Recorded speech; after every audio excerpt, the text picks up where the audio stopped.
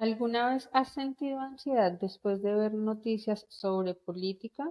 ¿Te has preguntado por qué las campañas electorales generan tanto enojo, estrés, miedo, frustración? ¿Será que la política también afecta a nuestro cerebro y nuestra salud mental? ¿Te has dado cuenta que en épocas electorales las familias discuten más? Estas son algunas preguntas que han surgido a lo largo de estos últimos meses en puertas de campañas electorales de Colombia y suele pasar a nivel territorial, nivel nacional y nivel global cuando estamos a puertas de nuevas campañas electorales. Por eso el día de hoy vamos a tocar un tema que así como afecta no solo la sociedad, también afecta nuestro cerebro, nuestra salud mental y nuestras familias. Estamos hoy con mi querido colega Jaime Iván Silva y quien les habla, Karen Asensio. Jaime, cuéntanos que vamos a hablar un poco el día de hoy. Bueno, Karen, pues gracias por ese saludo. Y sí, pues recordarle a la audiencia que este espacio está orientado hacia la promoción de la salud mental, especialmente en la familia. Y por supuesto que nuestra audiencia no está dirigida solamente a Colombia, sino a toda la población de habla hispana, pero obviamente como colombianos nos interesa tratar el tema porque estamos a vísperas prácticamente o en vísperas de las elecciones presidenciales y por supuesto es importante que hagamos una reflexión sobre estas preguntas que nos está invitando a trabajar la psicóloga Karen y es qué tanto estamos permitiendo de alguna manera nosotros que nos afecte literalmente la dinámica de la política eh, y el escenario electoral en nuestra intimidad personal, nuestra intimidad familiar. Por supuesto que no podemos ser ajenos o indiferentes, pero sí seguramente durante este episodio vamos a hacer un llamado de atención sobre los límites que hay que colocar, pienso yo, para proteger el bienestar psicológico, el bienestar emocional, la tranquilidad y la paz, que muchas veces se pierde al haber a veces incluso rivalidades entre las personas de una misma familia. Entonces, pues nosotros hemos planteado un guión, ¿sí? Como una serie de ideas para que nuestra audiencia reflexione junto con nosotros. Y, por ejemplo, lo hemos distribuido en cuatro aspectos o cuatro bloques, podríamos llamarlo así, eh, que están planteados de la siguiente manera, que es por qué la política impacta la salud mental. Es la primera parte de lo que vamos a trabajar. En un segundo momento, eh, vamos a reflexionar sobre el cerebro en tiempos de campaña. Eso me parece muy importante, ¿sí? Es decir, casi que nuestro sistema nervioso, cómo está siendo afectado o incluso respondiendo a toda esta dinámica electoral. En un tercer aspecto es la polarización y la salud mental, ¿sí? Es decir, si nosotros también nos vamos convirtiendo en personas muchas veces muy dogmáticas e inflexibles para incluso llegar desde una perspectiva de la empatía y la sintonía y la sincronía, escuchar y entender otras posturas distintas a la mía. Y en un cuarto aspecto es cómo cuidar la salud mental en campaña electoral, ¿sí? Valdría la pena durante toda la reflexión y si ustedes tienen comentarios y reflexiones sobre lo que conozcan de las propuestas de los candidatos sobre el trabajo en salud mental. Porque a veces pues se escucha mucho cosas de economía, de la paz y la seguridad y no sé qué, pero específicamente temas de salud mental seguramente no se trabajan como se debieran trabajar. Ok, entonces con esta introducción y este panorama, Karen, empecemos abordando esta primera parte y es lo que llamamos ¿por qué la política impacta o impactaría o está impactando nuestra salud mental? ¿Qué reflexiones podemos tocar al respecto, Karen?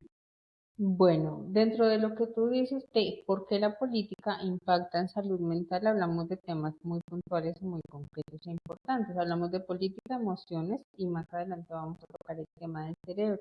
Y es un poco de nuestro cerebro constantemente responde a un entorno social. En el podcast anterior hablábamos de qué es salud mental. La salud mental es un componente que integra varias áreas de nuestra vida, entre estos el tema de elecciones. Cuando hablamos de cómo impacta la salud mental es porque a nivel personal cada individuo se sumerge, tocamos nuevamente el tema de redes sociales, en su mundo depende del candidato. Actualmente a puertas de Colombia estamos con tres candidatos que van puntuando. Está Abelardo, está Cepeda y está Paloma Valencia.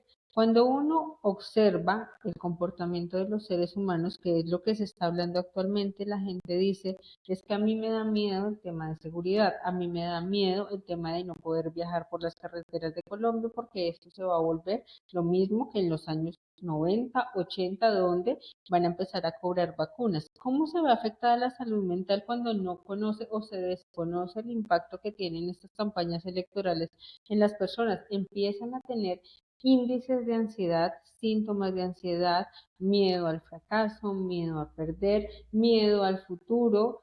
Se ve también la verbalización de si gana este candidato voy a tener una crisis económica, voy a tener una crisis a nivel familiar y también afectan las relaciones que tenemos en el hogar. ¿Por qué? Porque a veces se polarizan, entonces están derecha e izquierda, porque son los que más puntúan.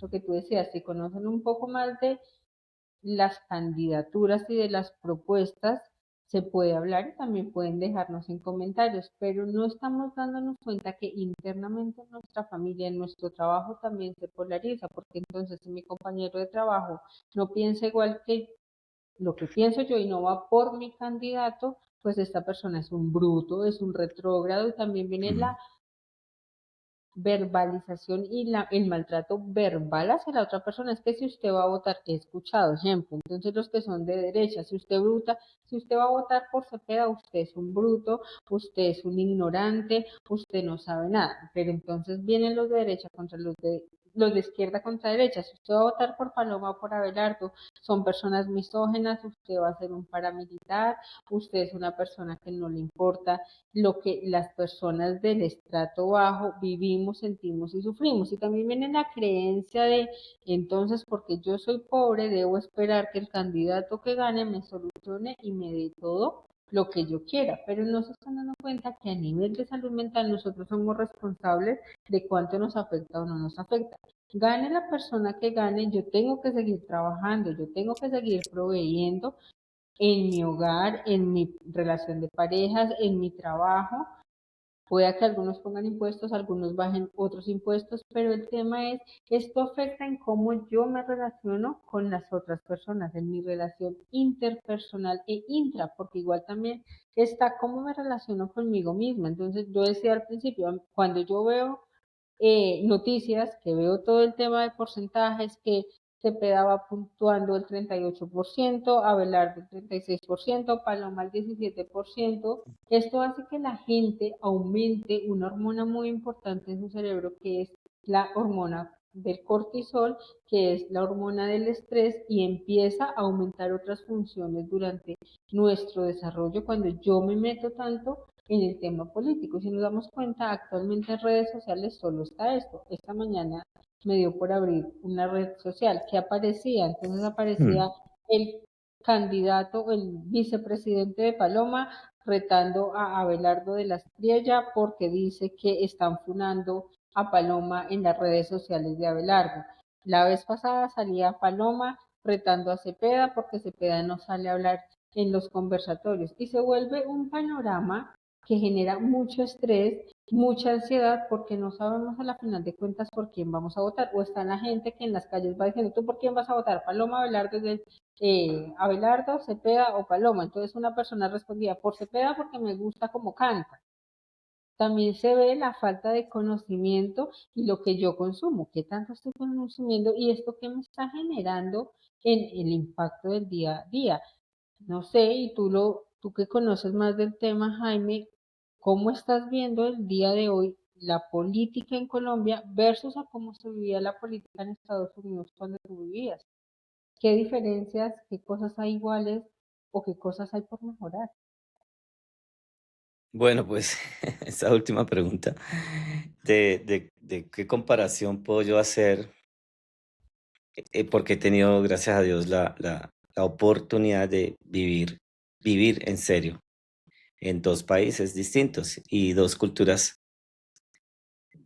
muy, muy diferentes, demasiado. Sin embargo, ya si tú me pones a pensar o me invitas a pensar en temas de esto de la política, creo que ahí ya no hay muchas diferencias. Porque pareciera que, o sea, de cómo se trabaja allá en Estados Unidos y cómo se trabaja en Colombia. Y es porque tal vez en la política se nutren de todo eso que tú acabas de mencionar como problemáticas, ¿sí? Eh, Pareciera que se nutren de esa necesidad de conflicto, ¿sí?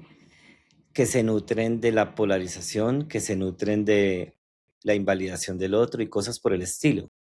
Entonces, para generar bandos y, por supuesto, eh, obviamente vivir una competencia, ¿cierto?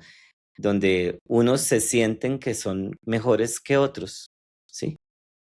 Eh, donde unos sienten que son los buenos del paseo y los otros, los que están pues pensando distinto a mí, pues son los malos de este paseo.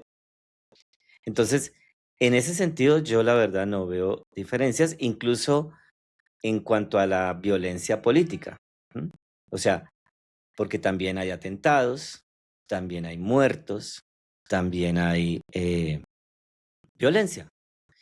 Entonces, en ese sentido, no hay mucha diferencia. Pero en la práctica social, sí yo veo que tal vez hay diferencias importantes. Es decir, creo que hay una distancia entre ser una sociedad muy infantil y, por supuesto, ya ser una sociedad adulta. O sea, no es lo mismo un niño consentido, un bebito chiquito, ¿sí? Que le gusta que den a cositas, allá un adulto que sabe, no, pues depende de mí, ¿sí? O sea, tú estabas mencionando cosas importantes y es que, eh, pues el próximo presidente, independientemente de quién sea, pues yo tendré que seguirme levantando todos los días a trabajar.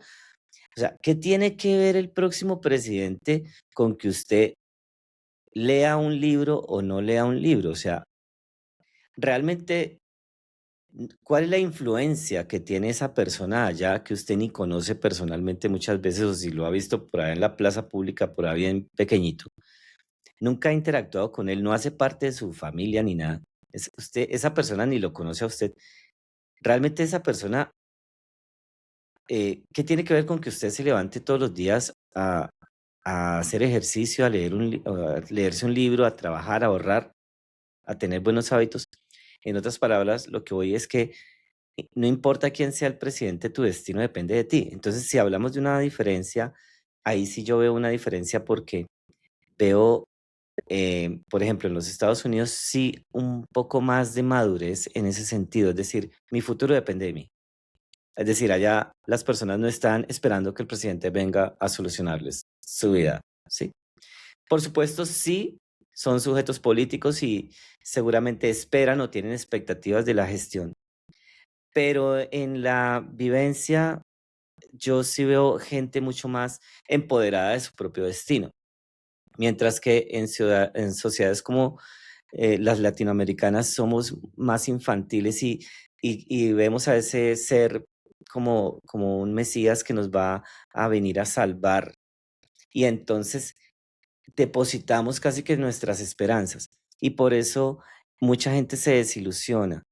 Muchos de los que votaron, por ejemplo, por el actual presidente de Colombia, hoy están desilusionados y decepcionados y se ponen un poco tristes. Pero pues, ¿qué esperaban? Eh, y no porque sea el actual presidente, simplemente cualquier persona te puede llegar a decepcionar y a desilusionar. O sea, ¿qué culpa tiene el presidente de turno que tú no hagas lo que tienes que hacer para surgir? Claro, tiene muchas responsabilidades y por supuesto hay que exigirle, pero si uno se pone a esperar a que venga otro a salvarlo, pues no, de pronto nadie viene a salvarnos. Entonces, yo hago aquí algunas preguntas para que la gente lo reflexione, porque si estamos hablando de salud mental, pues tiene que ver con esto. Y es, ¿quién es el presidente de tu vida? Sí, o sea, el hecho de que gane uno u otro, yo por ejemplo, Jaime, yo nunca he dicho, él es mi presidente. Puede ser de izquierda, de derecha, de centro, no importa, o sea, no es mi presidente. El presidente de mi vida, si hay algún presidente, pues se llama Cristo Jesús, Dios, y pare de contar. De resto, lo que yo pueda hacer. Felicitaciones al que haya quedado, le deseo la mejor de las suertes y trataré de no ser un problema para su país, sino una solución para el país que está dirigiendo. Entonces sí creo que hay demasiado control externo y tenemos que madurar. Tenemos que ser una sociedad que madura más en eso. O sea, hay que, como diría tal vez alguna, creo que fue el presidente Kennedy en los Estados Unidos, no pienses que puede hacer el presidente por ti o el país por ti, sino más bien tú qué puedes hacer por el país. Porque ningún presidente, ningún ser humano, ningún partido político ni nada tiene el suficiente poder para cambiar a una sociedad. Eso no lo tiene. Mientras que cada uno de nosotros sí tiene ese poder, ¿sí? De cambiar por lo menos su propia realidad, ¿verdad? Eh, Se generan muchos conflictos inútiles. Yo invito a la gente a evitarse conflictos inútiles. La vida no es fácil como para uno inventarse más problemas y pelear por personas a las cuales uno ni les importa, ¿sí? O sea, ¿tú para qué vas a ponerte a pelear con tu mamá, con tu hermano, con tu tío, con el que sea, por un personaje que ni siquiera sabe quién carajos eres tú? No le importa si tienes para mañana el desayuno, no le interesa. Yo sé que sale en televisión diciendo, sí, tú me interesas, pero no es verdad. Realmente no es verdad. Entonces, eh, ocúpate de ti y evita conflictos inútiles. Hay que entonces dejar de ser una sociedad infantil. eh, Tenemos que, tú hablabas de las noticias, hay que darle un puesto a las noticias en nuestro hogar. Hay mucha infoxicación, así como existe la palabra intoxicación, pues esta palabrita también es importante. Infoxicación, información basura, información tóxica que envenena literalmente. Y los noticieros están, no es por casualidad que se emitan en horas de comida, ¿sí? O sea, casi que a la hora del desayuno, casi que a la hora del almuerzo, casi que a la hora de la cena o de la comida, ¿sí? Eso está pensado, ¿por qué? Porque pues son los momentos donde uno se nutre, donde uno tal vez tiene un espacio y creo que el peor hábito que puede tener una persona es desayunar viendo noticias o almorzar viendo noticias o cenar viendo noticias. Incluso hay muchos que ni vemos noticias. ¿No? ¿Para qué? Entonces hay que ponerle límite a ese tema de los noticieros. Eh, y tú hablas también de las redes sociales y yo invito aquí a pensar a la gente para qué son las redes sociales. Eh, yo creo que estamos ante una nueva economía y yo soy de los que dice las redes sociales son para hacer negocios, ¿sí? No es para perder tiempo y viendo un reel y aquí y hacer comentarios y insultar a unos y a otros. Y hay que dejar de ser ignorantes, porque lo que tú mencionabas de que voy a votar por este porque canta bonito, porque me parece más simpático, porque eh, está en contra del otro, ¿sí? Ni siquiera sé cuáles son sus propuestas de gobierno, sino simplemente porque está en contra del otro. Entonces, eso es ser uno muy ignorante. Creo que hay demasiada ignorancia con este tema de la política y también eso se refleja en que mucha gente dice, a mí no me interesa la política. No, pero es que casi que somos políticos, somos seres políticos, somos seres sociales y, por supuesto, hay una hay un deber que tenemos de participación y de construcción de la comunidad, de la sociedad, del país al que pertenecemos. Independientemente de quién quede como presidente, lo importante es que todos le enviemos nuestra mejor vibra, ¿cierto? Nuestra buena energía y casi que oremos por esa persona, recemos para que Dios le dé sabiduría, porque me imagino que no debe ser fácil. Admiro a quienes se meten en esos terrenos difíciles de la política, los admiro. Muchas veces los criticamos demasiado y decimos que todos son ladrones, corruptos, asesinos. Seguramente sí muchos, tal vez no todos, pero igual son personas que se han eh, metido ahí con un interés y esa parte se las aplaude. O sea, así sean hipócritas o no del todo verídicos, son personas que están diciendo, bueno, yo quiero ayudar a mi sociedad de esta manera o de esta otra. Así sus ideas sean contrarias a mis principales convicciones, creo que tienen pues, esa parte positiva porque no son indiferentes a tal vez al dolor de muchas personas, ¿no? Entonces, eso es lo que yo creería. Ahora, si quieres, en el siguiente bloque habíamos dicho ya especialmente el cerebro, o sea, ¿por qué tú nos invitas, Karen, a pensar sobre esto, política y cerebro? Bueno, en esto también quiero invitarles, o la invitación es a que nos concienticemos un poco más hacia adentro, porque también según lo que dice la Organización Mundial de la Salud, dice que más de 1.000 millones de personas viven con trastornos mentales y factores como la incertidumbre social, la violencia, aumenta el riesgo de ansiedad y depresión. En Colombia, todo este tema de la polarización política se ha intensificado y ha tenido un gran una gran creciente desde el año pasado, en agosto del 11 de agosto del 2025. Yo no sé si ahí me recuerdas o lo llegaste a escuchar, el caso que pasó el año pasado con Miguel Uribe Turbay. Cuando Claro. asesinaron a Miguel Uribe Turbay durante la campaña, él sufrió un atentado que generó miedo, conmoción y una enorme reacción emocional en redes sociales y miedos de la comunicación. Cuando hablamos de cómo esto impacta en nuestro cerebro, también hay que observar que cuando una persona ve, observa o vive un hecho violento relacionado con la política, el cerebro responde o activa unas redes o unas respuestas de amenaza y supervivencia. En el cerebro hay algo que se llama la amígdala cerebral, que es la encargada de procesar el miedo y aumenta su actividad. Cuando pasan este tipo de casos o de violencias, esto puede generar ansiedad colectiva, sensación de inseguridad, hipervigilancia, estrés social, relaciones impulsivas. ¿Por qué? Porque le estamos mandando una orden en mi cerebro y es, si yo entro y lo que tú dices, cuando hacemos parte de la política es un mundo a veces muy tedioso porque hay que saber cómo entrar, cómo pisar, pero si yo entro entonces a ser parte de la política, voy a tener que vivir toda esta incertidumbre, voy a tener que vivir bajo miedo porque si yo estoy haciendo campaña política, tengo que esperar a que la otra persona o mi contraindicario o la persona que no piense igual que mí me vaya a atacar. Mira lo que está pasando y hace poco yo veía que uno de los candidatos, Abelardo de la Espriella, terminó saliendo en una de las plazas blindado con vidrios alrededor y con chaleco antibalas porque decía yo no voy a poner en riesgo mi vida. Entonces también es todo esto que pasa y es una relación y una ola social que genera una ansiedad colectiva y lleva a activar ciertas funciones en mi cerebro de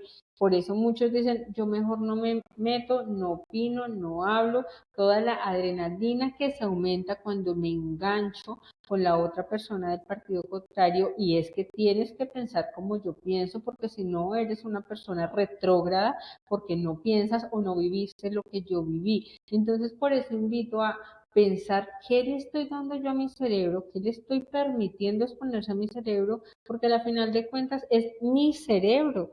Y quien va a tener que cuidar su cerebro en 20, 30, 40 años soy yo.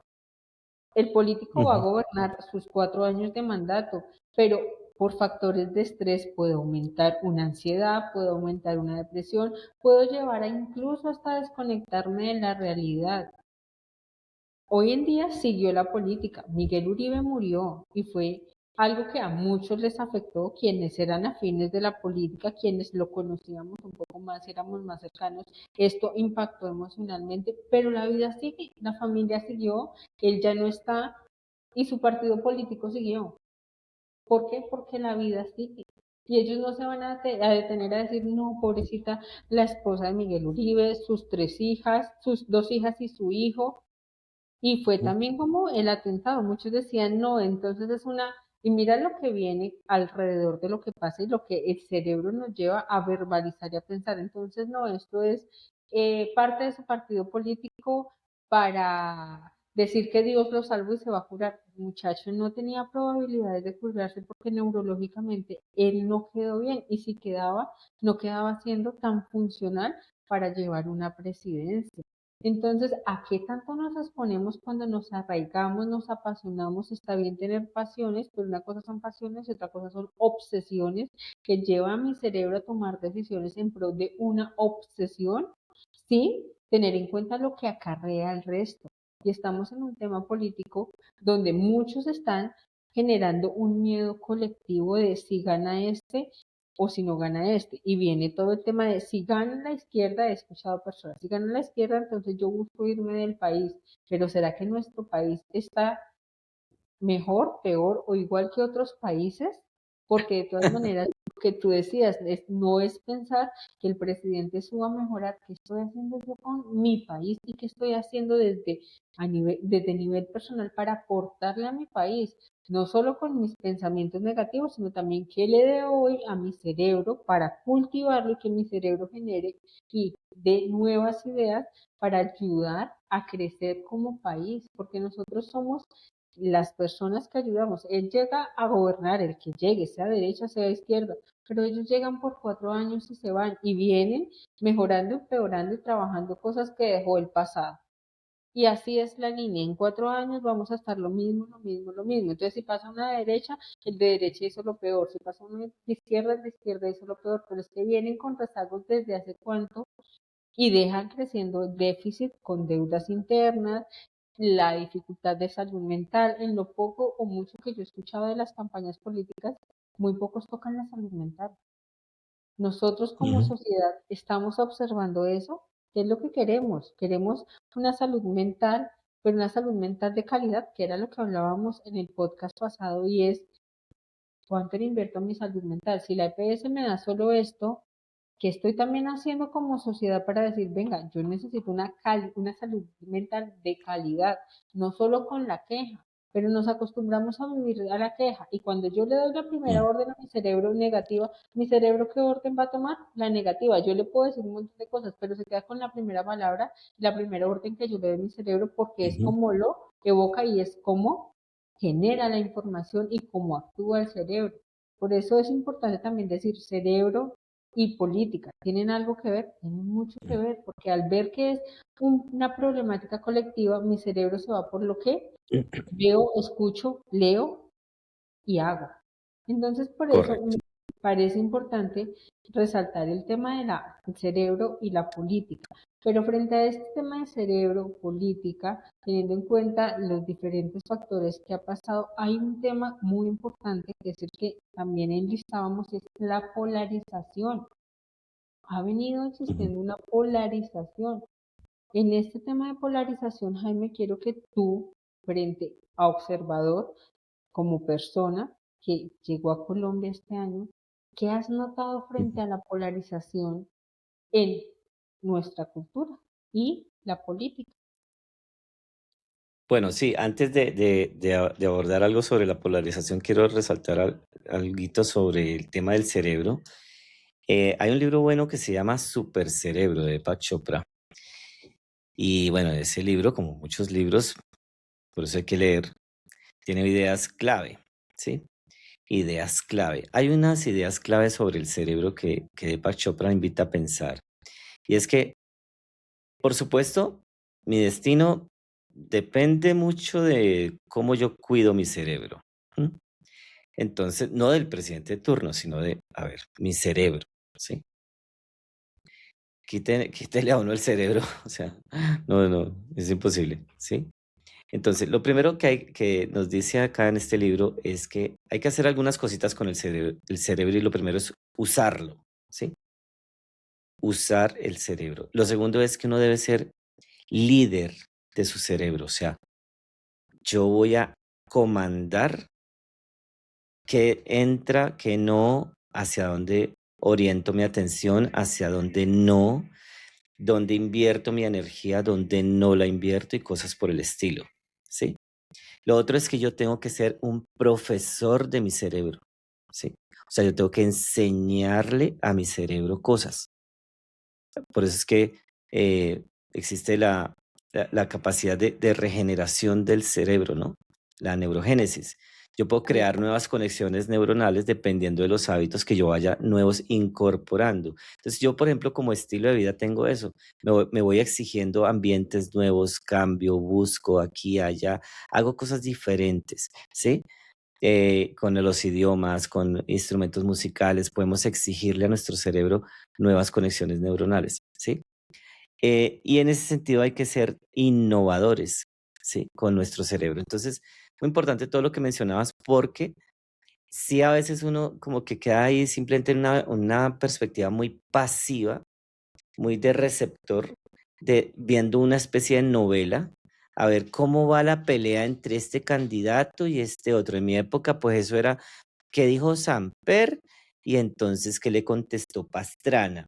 Y entonces los de Samper son malos y los de Pastrana son buenos, y esas pendejadas, ¿sí? Entonces, eso nos lleva precisamente a reconocer que nuestra sociedad es una sociedad que casi que desde su misma génesis nace de una manera violenta y promoviendo eso, la polarización. O sea, donde estamos en un polo unos, en otro polo otros, y como yo lo decía antes, pensando que es que los otros son los equivocados, ¿sí? Cuando en últimas somos todos lo mismo, ¿sí?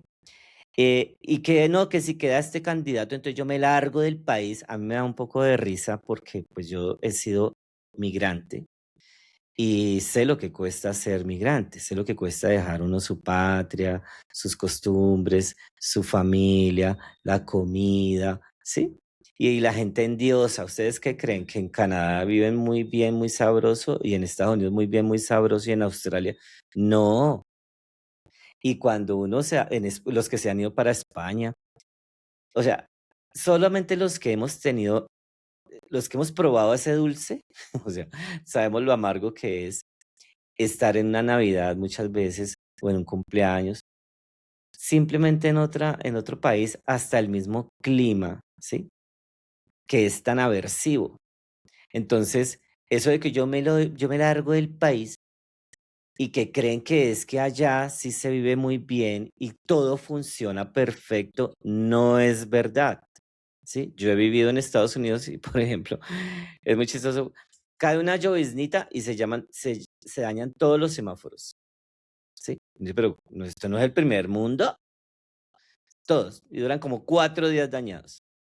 Sí, entonces cosas por el estilo, ¿sí? Entonces nosotros endiosamos, ay, allá son buenos, allá sí son inteligentes, esto es una manada de salvajes, y ahí hay un punto que debemos trabajar como sociedad, porque claro, como a nosotros nos conquistaron los españoles, ¿m? Entonces, pues sabemos que de España mandaban lo peorcito que ellos tenían en su sociedad, lo mandaban bien lejos para que no jodieran y aquí llegaron y nosotros les pusimos disque conquistadores. Es como si a nosotros se nos entraran los ladrones esta noche a la casa y uno dijera, ay, no, se nos entraron los conquistadores. No, a la gente y a las cosas hay que llamarlas por lo que son. Aquí vinieron una cantidad de delincuentes y lo primero que nos enseñaron fue a despreciarnos a nosotros mismos. Entonces, al nativo, así estuviera a 40 grados bajo la sombra, le decían vístase, y lo que usted cree eso no es, y lo que usted hace eso tampoco es, etcétera, etcétera. Entonces, nosotros eso lo tenemos casi que internalizado en nuestro ADN, de creer que somos lo peor, ¿sí? Entonces, nos falta, yo digo, como una especie de autoestima cultural, de valorar lo propio. Y en esa falta de autoestima, el que piensa distinto tampoco lo valoro, porque como yo no tengo valor propio, pues mucho menos voy a poder valorar lo que el otro está proponiendo, promoviendo, diciendo, construyendo lo que sea. Entonces, vivimos en guerra. Y lo resumo casi que en el conflicto que ha vivido Colombia por muchos años y que todavía eso se da. Él es un jovencito de 16 años con unas botas de caucho y con una metralleta, una escopeta, lo que sea, tratando de matar a otro jovencito también de 16, 17, 18 años con unas botas de cuero. Y uno le pregunta a este joven, ¿usted por qué es que lucha? Por la causa. ¿Pero cuál causa? No sé, pero por la causa, ¿sí? Entonces, sin darnos cuenta que es entre hermanos que nos matamos, ¿sí? Y nos hacemos débiles unos y otros.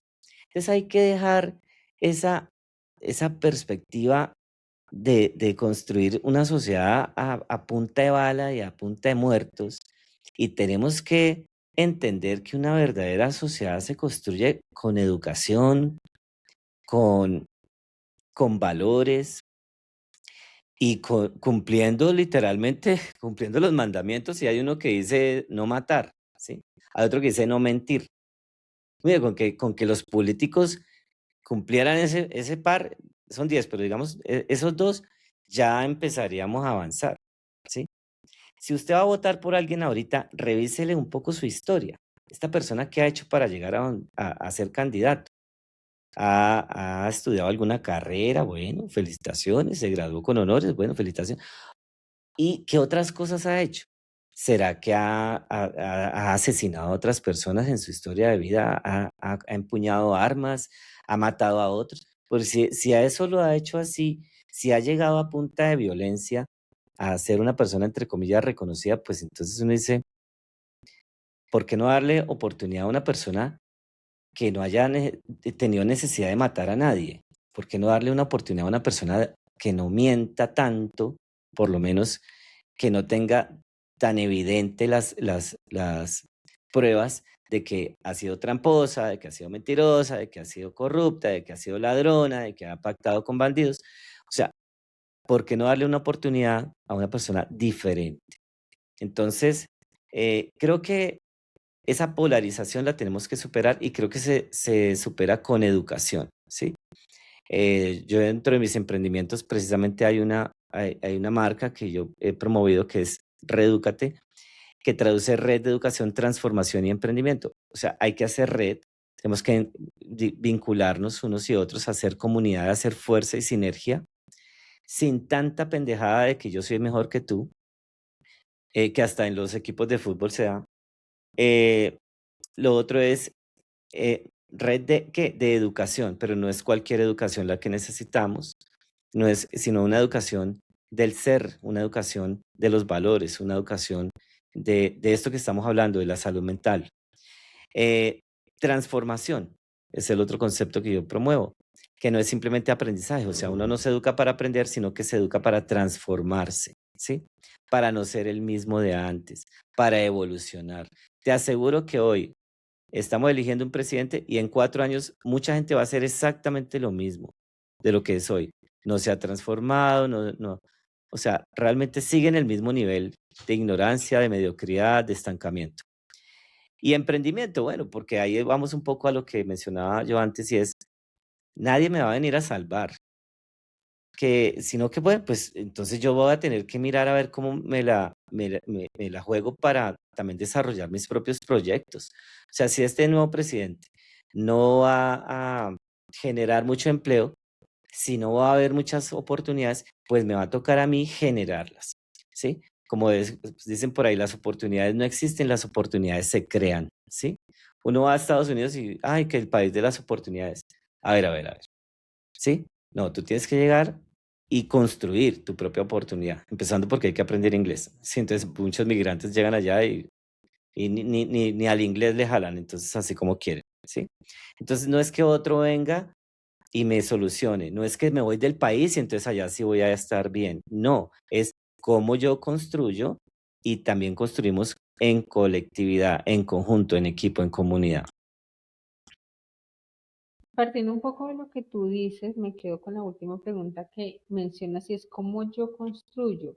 y cómo construimos en comunidad. Hay un libro que sacó Chantal Mouffe que se llama El poder de los afectos en la política, donde ella explica que las emociones colectivas son fundamentalmente para entender la política moderna, pero en su libro se entiende o se comprende que las políticas modernas ya no buscan solo convencer racionalmente, porque está el tema que tú dices, busco el que más me ayude o me apoye racionalmente, pero busca es movilizar emociones intensas, porque al movilizar la emoción y conectarme con la emoción, llevo a que las personas tomen la decisión bajo la emocionalidad. Actualmente el ser humano no está tomando decisiones bajo la razón, sino bajo la emoción. ¿Por qué? Porque el cerebro procesa más rápido. Si yo tengo ira y tengo furia, ¿qué hago en el momento? Si en este momento, como llegan los pacientes, no, doctora, es que le pillé a fulanito en su celular que estaba con su tanita y mi reacción fue coger y tirarle el celular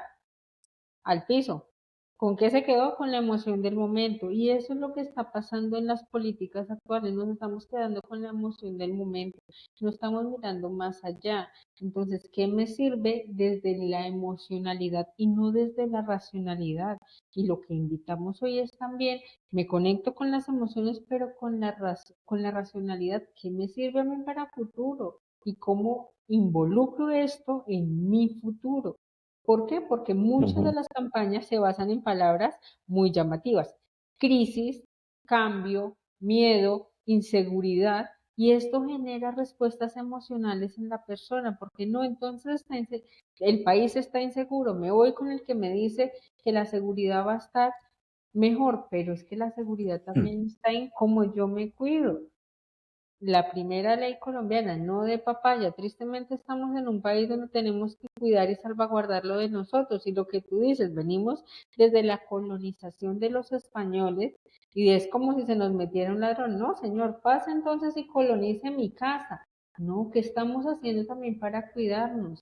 Y no sé, en otros países yo no he tenido la oportunidad de emigrar, pero en todo país debe haber también la persona que se coge algo de lo ajeno por que las cosas son más rápidas. Entonces estamos llegando a unas elecciones donde nos estamos basando solo en la emoción intensa y no estamos pensando con la racionalidad. Yo no estoy pensando si este cambio me va a ayudar o no me va a ayudar, pero más que me ayude o no me ayude es como sociedad colectiva qué cambio estamos haciendo para nuestro país y para el futuro que queremos de nuestro país.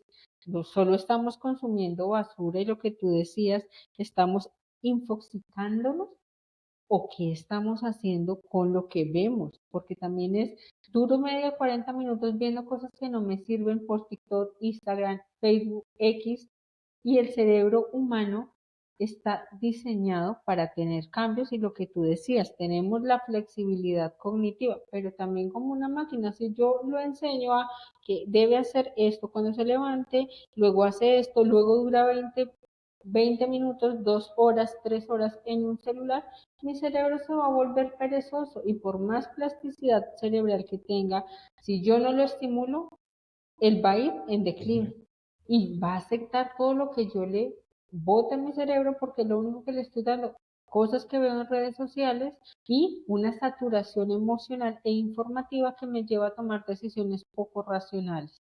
Entonces, frente a este tema, la invitación, ya para dar un poco el cierre, es también aprender a vivir la política sin odio, sin destruir las relaciones y sin afectar nuestra salud mental. ¿Cómo crees que podemos llegar a ese punto, Jaime, de poder vivir una política sin odio, sin destruir y que genere un aumento e impacto en nuestra salud mental? Porque suena muy bonito, pero ¿cómo lo logramos? Yo creo que el juego de la política es ese precisamente, es generar odios. Entonces yo creo que ahí eso no va a cambiar, ¿sí? Pero lo que sí puede cambiar es nuestra respuesta, ¿sí? Entonces, pues de si entro o no en el juego, de si hago parte o no de esa invitación. ¿M? Eh, si yo me vuelvo uno más de los que odia, o si yo más bien me vuelvo uno de los pocos de los que ama, ¿sí? De los que reconoce. Entonces, por supuesto, ¿cómo es que dicen?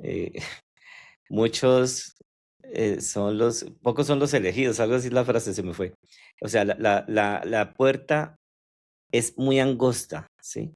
La puerta del éxito, la puerta del bienestar, la puerta de la paz, la puerta de la tranquilidad, del equilibrio, del progreso, de la felicidad es angostica. O sea, eh, realmente el éxito no es obligatorio. Cuando yo era docente universitario me preguntaban algunos estudiantes cuando les dejaba alguna tarea o lo que sea, ¿es obligatorio? Yo, no, pues no, nada es obligatorio. ¿Sí? ¿Obligatorio qué? Morirse era. De resto no, nada es obligatorio, ¿sí? O sea, no es obligatorio. Eh, entonces creo que precisamente no es obligatorio entrar en el juego del odio, que no va a cambiar, o sea, eso no creo que cambie jamás, no creo. Entonces suena bonito y sí, suena bonito, es como la utopía, pero yo creo que la política se nutre precisamente de eso. O sea, el juego de los políticos eh, se nutre muchas veces de eso, ¿no? De mirar a ver cómo genero odios. Y eso es lo que revuelve un poco las emociones, como decías, y hace que la gente actúe precisamente de forma muy emotiva y vaya y vote por alguien enamorada, simplemente. Y como dicen por ahí, no te cases enamorado. O sea, ponle un poquito de freno, aprende a ser de esos pocos que maduran antes de tomar una decisión, de ejecutar una conducta, piensa en las consecuencias que tendría. Entonces, si le vas a dar un voto a alguien, que sea un voto que es porque has estudiado su propuesta, has reflexionado y no simplemente porque estás enamorado y emocionado o emocionada y entonces, o porque quieres hundir al otro candidato y no sé, cosas por ese estilo, ¿cierto? Hay que usar la razón, precisamente la palabra racionalidad tiene que ver con eso, con el uso que le damos a la razón. Entonces, no creo que vaya a haber una especie de política sin odio, ese odio siempre va a estar ahí, pero sí puede haber más educación dentro de ese caos, dentro de esa plaza de mercado que muchas veces se convierte todo esto. Yo puedo ser una persona que toma distancia y puedo ser una persona más racional entonces y por supuesto más saludable. O sea, a ver, no es obligatorio hacer parte de la enfermedad de la sociedad, ¿sí? No tienes por qué hacer parte de, de la patología de los demás. Y eso aplica para los pequeños contextos, ejemplo, la familia. O sea, si tengo un hermano o una hermana, lo que sea, fanático, fanática, que vive, yo no tengo por qué entrarle en el juego de la generación del conflicto o de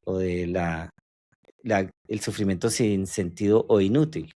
No necesariamente, ¿sí? No tengo que entrar en la pelea. Y como diría este humorista muy famoso, Chespirito, es que tú eres un imbécil. ¿Un qué? Un imbécil. Ah, sí, sí, sí. O sea, no es obligatorio entrar en la pelea con los demás, ¿sí? Y hay una buena frase, y es que eh, dice así, no permitas que las percepciones limitadas de los demás te definan, ¿sí? Entonces, si una persona viene y te dice, tú eres un ignorante porque vas a votar por este candidato o esta candidata, lo que sea, bueno, pues esa es su opinión que usted tiene sobre mí. Yo tengo otra opinión sobre mí mismo. Hasta luego, que tengas buen día y ya, chao. No entras en el juego. En ese sentido, podríamos aportar a una política sin odio, ¿sí? Eh, no es que yo siempre soy el que tiene la razón y el que está equivocado siempre es el otro. No, porque eso es ser uno totalitario y a veces uno puede haber estado equivocado, ¿sí? Por eso decíamos mucha gente que votó por un candidato y se arrepintió, y eso está bien, pues uno puede cambiar y uno puede reflexionar y decir la embarré, así como cuando uno se casa, dice, no, yo, ¿en qué estaba pensando? Entonces se divorcia. Cosas así porque el ser humano es dinámico, cambia, ¿sí? Y uno no es lo mismo hoy que hace 10 años o hace 4, lo que sea. Entonces piensa bien cómo puedes tú aportar a la paz. No, no el nuevo presidente, no. Tú, a la paz desde tu casa, desde que te levantas, desde el desayuno, desde organizar la casa, las cosas que en la cotidianidad tenemos que hacer, las responsabilidades con el hogar, de lavar la loza, de pagar las cuentas, de trabajar, de estudiar. Desde esas cosas básicas y cotidianas, ¿tú cómo aportas a la paz? A no seguirle el conflicto a alguien que te plantea una pelea en la calle porque ibas conduciendo y de pronto te cerró esa persona o te tocó el carro, lo que sea. O sea, no entrar, ¿cómo me vuelvo yo una persona pacífica y dejo de desperdiciar mi energía? ¿Cuánta gente no hay hoy en el cementerio hoy en día porque por un conflicto, una pelea que pudo haber evitado? O sin ir tan lejos, en la cárcel por un conflicto, una pelea que pudo haber evitado. ¿M? Entonces, toda esa violencia política, esa violencia típica de los colores y el rojo y el azul y no sé qué, ya es hora de superarla. ¿Ustedes no creen? ¿No creen que ya es como tiempo? ¿Mm? Ya es hora. ¿Que el país no va a progresar jamás? Bueno, pues que no progrese. Yo voy a progresar. Yo sí voy a progresar. ¿Eso es egoísta? No, eso no es egoísta. Porque uno no tiene la obligación de ahogarse con los demás. Si tú te quieres ahogar, allá tú, cada quien es libre. Yo voy a hacer entonces lo mío. Yo hago lo mío. Entonces, no es, ya decía, no es obligatorio. Cada quien decide, ¿sí? Y no importa quién quede presidente, tú eres el que en últimas decide cuál es tu futuro, qué destino le quieres generar a tu familia. Y lo otro son excusas, eh, pataletas, conductas infantiles. Empodérate, es lo que yo puedo decir. Simplemente haz lo que tienes que hacer, construye tus sueños, construye tu realidad y deja de estar esperando una figura mesiánica que va a venir a salvarte el pellejo. Eso no existe. Ya teniendo en cuenta y para darle un cierre, Jaime, también es importante, hazte cargo tú mismo, pero también, como lo hablábamos, protégete a nivel físico, pero también protege tu cerebro. No solo basta en decir, no me voy a meter, voy a utilizar estrategias para no engancharme con la otra persona, tener un buen patrón de sueño, sino también es buscar estrategias que me ayuden a mí a cuidar a mi cerebro para un futuro, como el ejercicio físico, las pausas digitales, el manejo en estrés, la lectura crítica, los espacios de familia saludable, porque cuando hay un cerebro agotado emocionalmente, se toman las peores decisiones. Y ahí quiero resaltar una frase de Carl Jung, donde dice que pensar es difícil, por eso la mayoría prefiere. Entonces nos paramos Correcto. bajo un papel juzgador. ¿Por qué? Porque tampoco nos autoevaluamos y pensamos si vamos más allá. No consumir cosas que me generen mayor malestar, sino cosas que me ayuden a superarme a nivel individual. Y es la invitación el día de hoy, más que partidos políticos, derecha e izquierda, es cómo me construyo y cómo co-construyo para llegar a la meta sin esperar que los demás hagan o no hagan. Con eso cierro yo el Correcto. día de hoy. Perfecto, Karen, me parece excelente. Y por supuesto a todos los que nos escuchan, aparte de agradecerles, es invitarlos a que nos sigan en las redes sociales, se suscriban a este canal donde están viendo esta transmisión y por supuesto que compartan con quienes consideren ustedes les puede ser de utilidad, invitarlos a que hagan sus comentarios, sus preguntas y pues vamos a continuar aportando reflexiones, información, conocimiento, experiencias, herramientas que le permitan a la familia y en general a las personas a una mejor vida, una vida más inteligente, más profunda, más sofisticada, más bonita, más llevadera, más feliz, menos trágica, menos sufrida, ¿sí? Y sobre todo, menos tonta, menos estúpida, ¿sí? Porque a veces demasiadas estupideces cometemos. Así que ojo, ahora que vamos a elegir presidente para Colombia, que no nos estemos arrepintiendo después.